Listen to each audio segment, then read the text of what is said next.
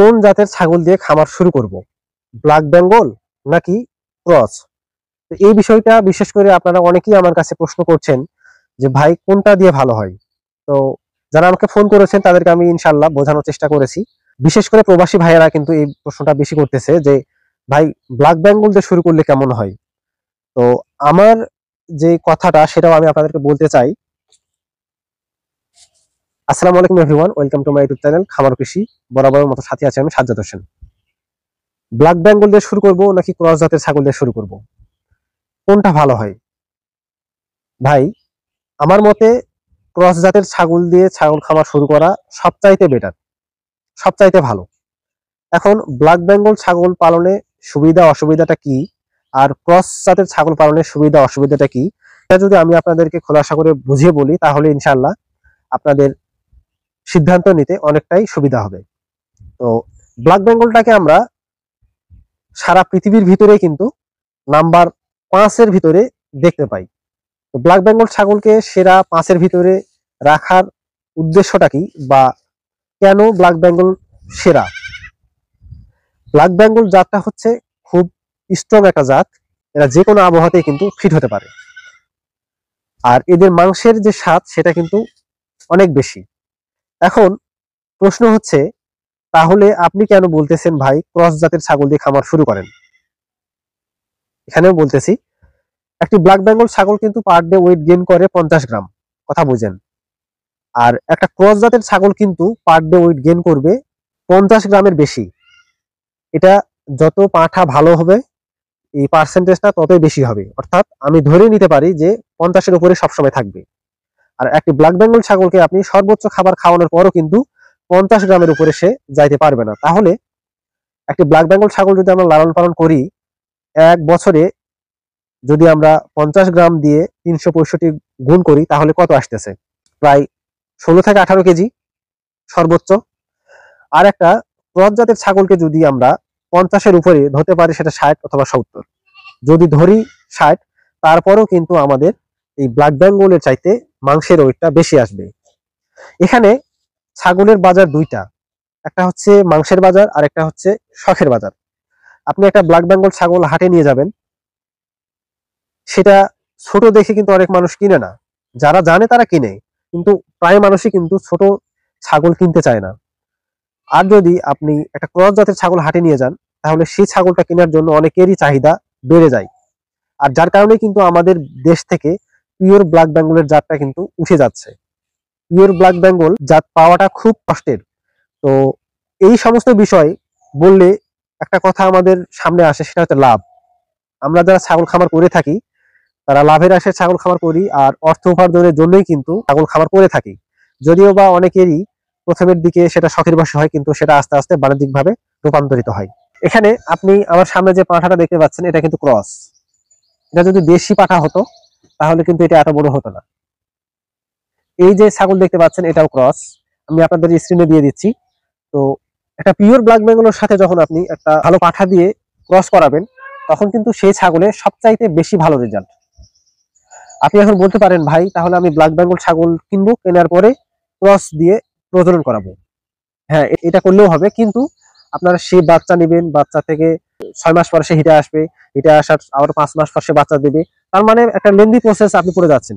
প্রায় 1.5 থেকে 2 বছর পরে আপনি সেখানে জাত আপগ্রেড করতে পারছেন। আর যদি আপনি প্রথমেই ক্রস দিয়ে শুরু করেন, ক্রস বলতে এখানে আপনাদের ভালোভাবে ভেঙে দিই, সব জাতের তো ক্রস নেওয়া যাবে না। ক্রস কার নিতে হয়? এখানে ক্রস বলতে আমি বোঝাচ্ছি ব্ল্যাক বেঙ্গল থাকতেই হবে, আই মিন মা ব্ল্যাক বেঙ্গল, কিন্তু পাঠাটা হতে হবে, হতে পারে সিরোহী, হতে পারে বিটল, হতে পারে বয়ার, কিন্তু অবশ্যই যমুনাপাড়ি এবং তোতাপাড়ি এইগুলোর ক্রস কখনোই ছাগল সংগ্রহ করবেন না। কারণ এই জাতগুলো ব্ল্যাক বেঙ্গল এই ছাগলগুলোর মতো এদের রোগ প্রতিরোধ ক্ষমতা অতটা ভালো না। ঠিক আছে, তাহলে আপনাদের যদি সেরকম সামর্থ্য থাকে অবশ্যই ক্রস জাতের ছাগল দিয়ে শুরু করবেন। আর যদি সেরকম অর্থ না থাকে তাহলে আমাদের দেশের যে ব্ল্যাক বেঙ্গল ছাগল, সেই ছাগলটা দিয়ে ছাগল খাওয়া শুরু করেন। তবে অবশ্যই পাঁঠাটা ভালো হতে হবে, তাহলে আপনি সেখানে ক্রস ব্রিড করে একটা ভালো রেজাল্ট নিয়ে আসতে পারবেন। আমি আপনাদের আরো একটা উদাহরণ দিই। আমাদের দেশে দেশি মুরগি লালন পালন করা কতজন খামারি রয়েছে, আর পোল্ট্রি খামারি কতজন রয়েছে, এটা একটু বলেন তো। অবশ্যই পোল্ট্রি খামারই বেশি, কারণ এটা কম সময়ে বেশি মাংস দিতে পারে। সেরকম আমাদের এই জাতগুলোও কিন্তু যদি ক্রস হয় তাহলে কিন্তু ব্ল্যাক বেঙ্গলের চাইতে বেশি মাংস দিতে সক্ষম। তো এই জন্যই যদি আপনারা আমার কাছে জানতে চান ভাই কোনটা দিয়ে শুরু করব, তাহলে অবশ্যই আপনাকে ক্রস জাতের ছাগল দিয়ে খামার শুরু করতে হবে। যদি অর্থের সমস্যা হয় ব্ল্যাক বেঙ্গল ছাগল নিতে পারেন, তবে অবশ্যই পাঠা ভালো হতে হবে। এই পাঠা দিয়ে আপনি ওই ব্ল্যাক বেঙ্গলের সাথে ক্রস করানোর পর যে ছাগলগুলো পাবেন সেই ছাগলগুলো খুব ভালো হয়। তো আমার এখানে প্রায় সবগুলোই কিন্তু আমি ব্ল্যাক বেঙ্গলের সাথে এই যে ক্রস পাঠা দিয়ে প্রজনন করাই। তো আমার যে মা ছাগলের চাইতে কিন্তু যে বাচ্চা ছাগল, এই ছাগলগুলো কিন্তু অনেকটাই বড়।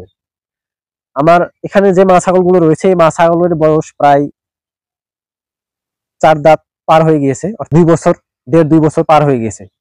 আর যে বাচ্চাগুলো হয়েছে একবার বাচ্চা দিয়েছে, তো সেই একবার বাচ্চা দেওয়া বাচ্চাটাই কিন্তু ওই মায়ের সমান হয়ে গিয়েছে।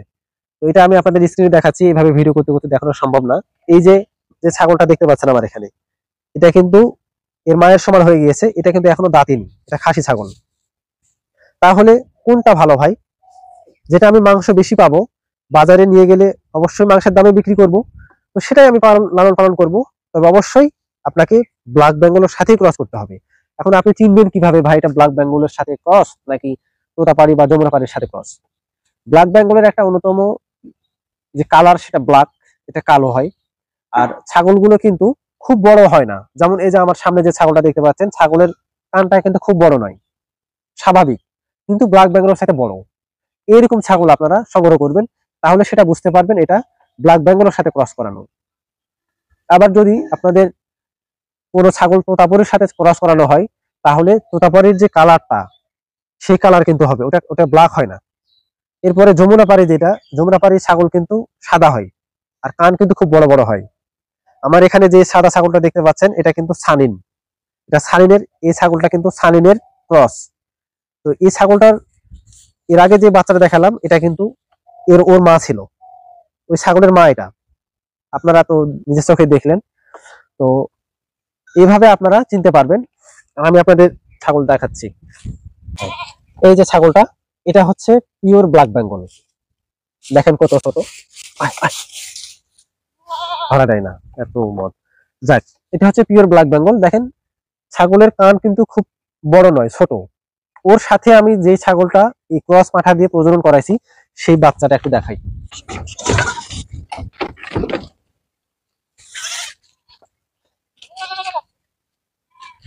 এই যে এই যে ছাগলটা দেখছেন, এটা কিন্তু ওই যে কালো যে ব্ল্যাক বেঙ্গল আমি এর আগে দেখালাম, ওই ব্ল্যাক বেঙ্গলের ওই ছাগলের এটা বাচ্চা। এটা একবার বাচ্চা দিয়েছে, এখন আবার প্রেগনেন্ট আছে। তো দেখেন তো ওই ছাগলের চেয়ে ছাগল বড় কিনা। কিন্তু ওই ছাগলটা যে ব্ল্যাক বেঙ্গল ছাগল আমি দেখালাম ওটা কিন্তু অনেক বড়। এটা ওই ছাগলের বয়স হতে হতে কিন্তু এটা এখন যে ওয়েট আছে বা এখন যে লম্বা আছে এর চাইতে কিন্তু অনেক বড় হবে। তাহলে ভাই কোনটা লাভ বলেন তো?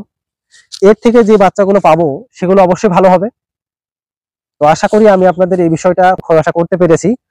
তবে অবশ্যই একটা কথা মাথায় রাখবেন, সেটা অবশ্যই ব্ল্যাক বেঙ্গল ছাগলের সাথেই কিন্তু ক্রস করাতে হবে। এইভাবে আপনারা দেখে শুনে ছাগল সংগ্রহ করবেন। এখন ব্ল্যাক বেঙ্গলের সাথে ক্রস করতে বলার আরো একটা কারণ হচ্ছে, আমাদের যে ব্ল্যাক বেঙ্গল জাতটা এটা কিন্তু বছরে 2বার বাচ্চা দেয়। এটা কিন্তু সবচাইতে বড় সুবিধা। তো এখান থেকে আমরা এই সুবিধাটা নিব, এবং একটা উন্নত জাতের পাঠা দিয়ে যদি সেখানে ক্রস করানো হয় তাহলে কিন্তু তার বার্থ ওয়েট বা গ্রোথ সেটা কিন্তু বেশি হবে।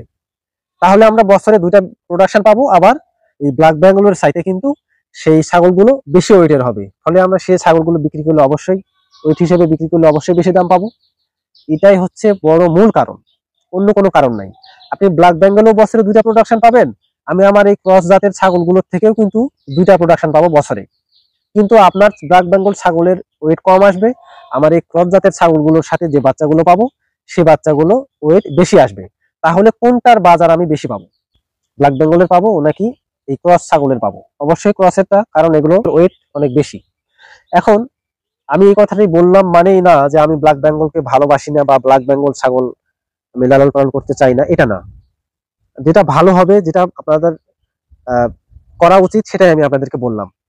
তো বাংলাদেশে ম্যাক্সিমাম খামারিরাই কিন্তু প্রায় 90% খামারিরাই কিন্তু উন্নত জাতের সাথে ক্রস করানোর একটা প্রচেষ্টায় থাকে, বা তারা করছেও তাই। এটা কেন করছে? যদি ব্ল্যাক বেঙ্গল ছাগলই যদি আমাদের চাহিদা পূরণ করতে পারতো, তাহলে তো আমরা অন্য কোনো জাতে যাওয়ার কোনো প্রয়োজন ছিল না, ছিল কি? তো আশা করি বিষয়টা বুঝতে পারবেন, আমাকে ভুল বুঝবেন না। আমি আমার ব্ল্যাক বেঙ্গল, আমার দেশের ব্ল্যাক বেঙ্গল ছাগলকে অনেক ভালোবাসি, সম্মান করি। তো এই জন্য বলবো যে ব্ল্যাক বেঙ্গলের সাথেই যে ক্রস করানো সে ছাগলগুলো নেন। আমি কিন্তু ব্ল্যাক বেঙ্গলকে বাদ দিচ্ছি না, ঠিক আছে? তো এছাড়া যারা উন্নত জাতের ছাগল দিয়ে ছাগল খামার শুরু করতে চাচ্ছেন, আমি এর আগে একটা ভিডিওতে 3টা সফল উন্নত জাতের ছাগল দেখিয়েছিলাম এবং সেগুলোর বিস্তারিত আলোচনা করেছি। যদি কেউ উন্নত জাতের ছাগল দিয়ে লালন পালন করতে চান, তো সেই ভিডিওটা অবশ্যই দেখবেন। আর একটা কথা, আপনারা অনেকে আমার কাছে বলেন, ভাই আপনি, আপনার কাছে ছাগল পাওয়া যাবে, আপনি আপনার কাছ থেকে আমি ছাগল নিতে চাই। তো আমি আপনাদেরকে প্রায় সবাইকে বলেছি, ভাই আমার কাছে ছাগল নাই, সব ছাগলই বাচ্চা। তো এটা অনেকে বিশ্বাস করে না যে সাজ্জাদ ভাই ছাগল দিবে না বলেই মনে হয় এই কথা বলতেছে। তো আমি আপনাদের একটু দেখাই, ভিডিও শেষ করার আগে একটু দেখাই আপনাদের।